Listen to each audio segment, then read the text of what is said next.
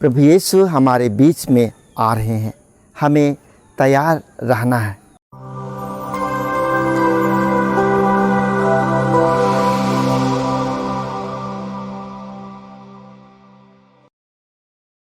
ख्रिस्त में प्यारे दोस्तों, जब मैं आज के पवित्र सुसमाचार को पढ़ता हूँ तो मुझे कबीरदास द्वारा लिखी गई दोहों में से उसके दोहे के 2 पंक्तियाँ याद आते हैं, जिसमें कबीरदास कहते हैं, कल करे सो आज कर, आज करे सो अब, पल में प्रलय होगी, बहुरी करेगा कब। कबीरदास अपने इस दोहे के 2 लाइनों के माध्यम से मनुष्य को समय की अवधि, समय के बारे में बतलाते हैं कि इस जीवन के रहते ही उसे किस प्रकार से अपने कार्यों को करते हुए हमेशा तैयार सचेत रहना है। क्योंकि कबीरदास के इस दोहे हमें इस बात से भी अवगत कराते हैं कि मनुष्यों का यह एक स्वभाव है कि जो कार्य उसे करना है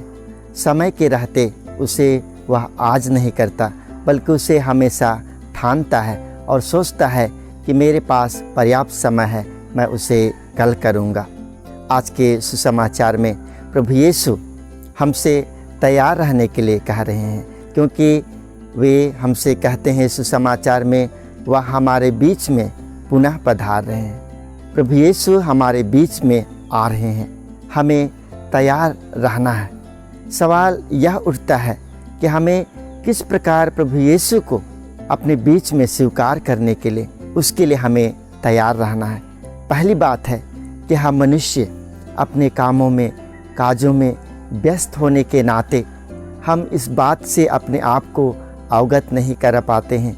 कि प्रभु यीशु सचमुच में हमारे बीच में हमारा न्याय करने के लिए वह अपने दूतों और संतों के साथ आने वाला है। यदि हम इस बात को अपने आप को याद नहीं कराएंगे तो हम किस प्रकार से प्रभु यीशु का स्वागत करने के लिए हम तैयार रहेंगे। क्योंकि हम पवित्र पाठों में हम पढ़ते हैं, विशेषकर संत पौलुस के पत्रों में संत पौलुस हमें इस बात की याद दिलाते हैं कि प्रभु यीशु के स्वर्गरोहण के बाद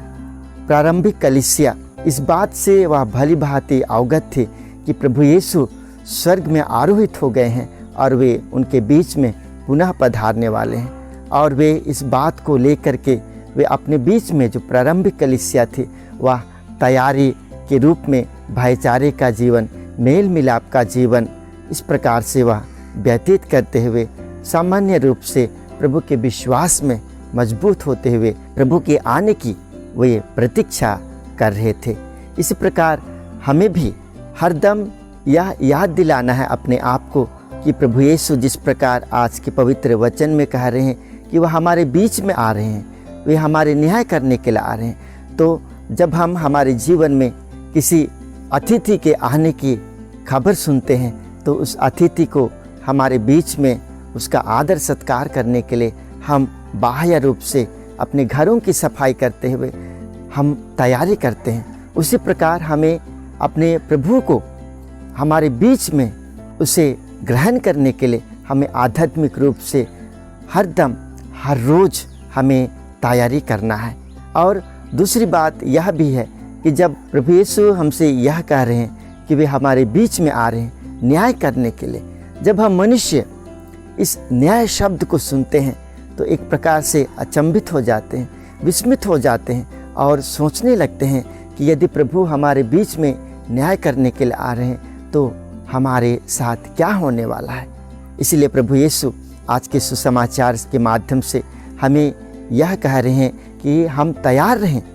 प्रभु को स्वीकारने के लिए। यदि हम आध्यात्मिक रूप से, शारीरिक रूप से अपना जो जीवन है, धार्मिकता का जीवन, उसे अच्छी तरह से प्रेम और भाईचारे के साथ, मेल मिलाप के साथ जीते हुए प्रभु के आने की तैयारी में लगे रहेंगे तो जब हम प्रभु हमारे बीच में आएंगे, न्याय करने के लिए आएंगे, तो हम कभी नहीं हिचकिचाएंगे। इसलिए ख्रिस्त में प्यारे दोस्तों, हमें प्रभु यीशु के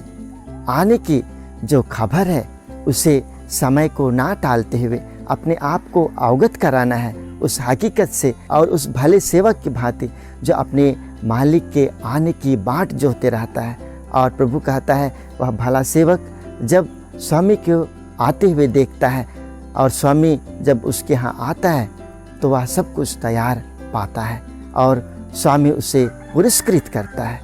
इसी प्रकार प्रभु यीशु यदि वे हमारे बीच में आएंगे, हमें तैयार पाएंगे, तो प्रभु यीशु भी हमें स्वर्ग का राज्य को पुरस्कृत करेंगे, हमें स्वर्ग के राज्य को हमें प्रदान करेंगे। इसलिए ख्रिस्त में प्यारे दोस्तों, आइए आज के सुसमाचार से जो संदेश हमें मिलता है प्रभु के द्वारा कि हमें हर दम हल पर हमारा जो ख्रिस्ती जीवन है उसे प्रभु के आने की तैयारी के साथ उसे व्यतीत करना है। आमीन।